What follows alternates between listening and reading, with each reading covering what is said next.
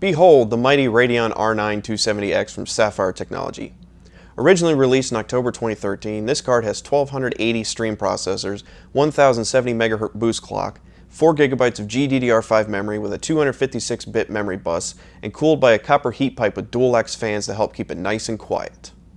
All this powers dual DVI ports, an HDMI 1.4, and a display port that supports up to true 4K resolution, but only 3 of those ports can be used at the same time. The card handles OpenGL 4.3, OpenCL 1.2, and DirectX 12, and handles all of this under a 180-watt TPD using 2 6-pin power cables. This card has been in use since 2014 and has been one of the best mid-range cards I've ever had. It is still very reliable and will continue to see usage for probably a few more years at least. In my current usage, I get respectable frame rate at 1080p in all the games that I normally play. World of Warcraft, being the primary game, has peaked as high as 170 FPS at high settings, and after the 7.0 patch easily gets close to 90 FPS even at level 10 detail across the board in Draenor, and 45 to 60 FPS in the middle of raids. I even play The Division on partial ultra settings with this card, and it still sits about 40 to 50 FPS average. Now we all know the easiest ways to get metrics with video cards with set benchmark routines.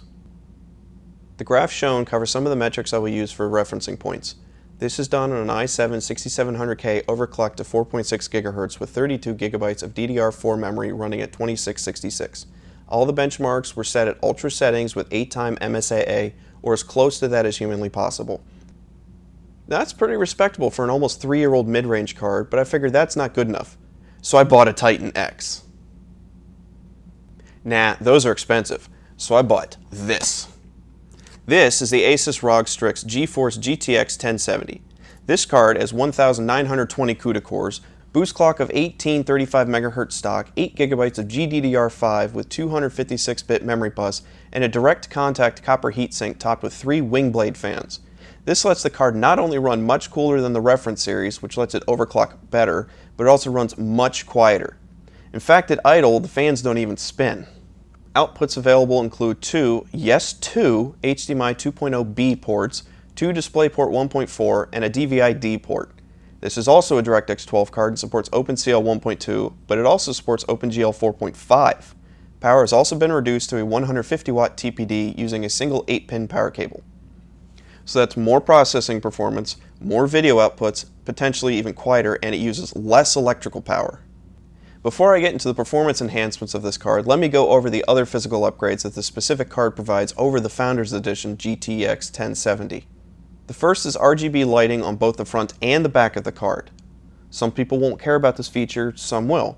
But the main thing is that you can now have the card color match the inside of your computer if you want to, or even use one of the multitudes of functions such as breathing or beat matching.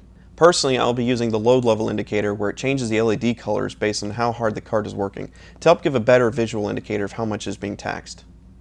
The second item is the inclusion of 2 4-pin case fan headers.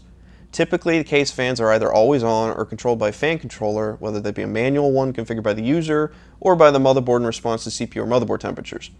This doesn't help when you're using highly graphically intensive applications that barely touch your CPU, or for games that cause your video card and CPU to ramp at completely different times.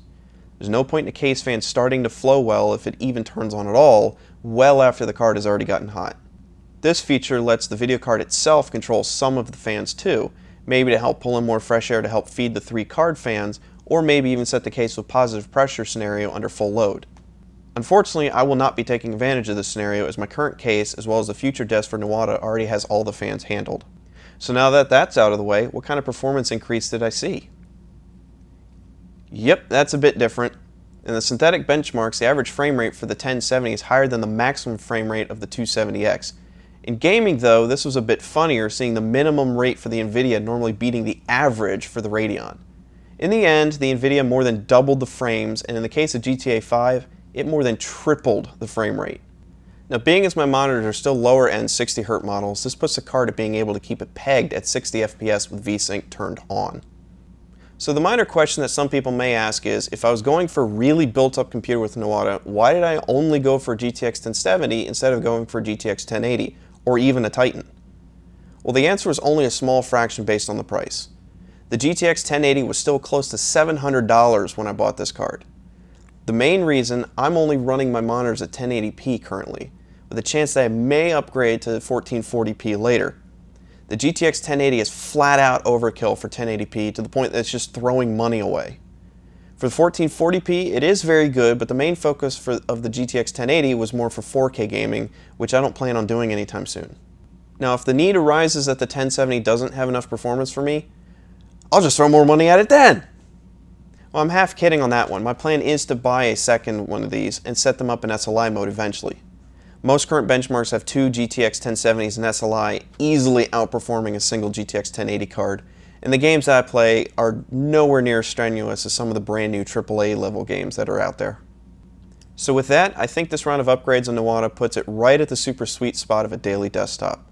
Most of the future plans are more cosmetic than actual performance increasing, especially if I can manage to get my hands on one of those really nice 34-inch ultra-wides in 1440p.